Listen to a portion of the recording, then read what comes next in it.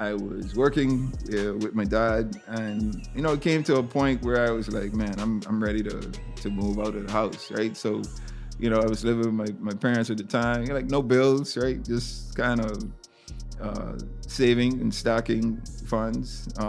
But it got to a point where, I guess it's most men, I can't say all men, but most men get to a point where they want that level of freedom, right? Went to my parents like, I think I want to move out. So I went through the process of finding a spot that I wanted to live in. Eventually I moved out, and going through the process of purchasing this spot, I started to realize that, man, I don't have enough money.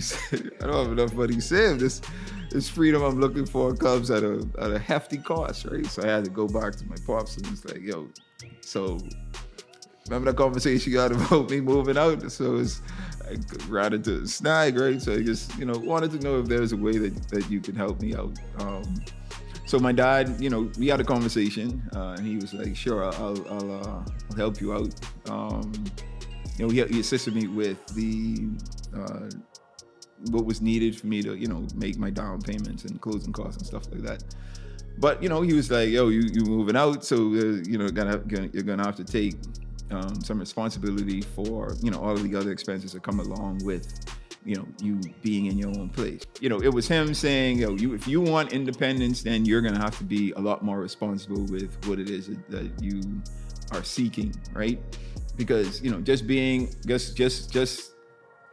leaving my parents' home, it wasn't just going to be moving out and just kind of living the same way and like going to the house and being like, yo, I need some food, or I need wash some clothes, or yo, can y'all hit me with a couple of dollars? I'll go do something this weekend, right? Nah, that came with, all right, you want to move out, then you got to take some responsibility for yourself. So, I gained a great perspective on what independence like really meant from at that point in my life.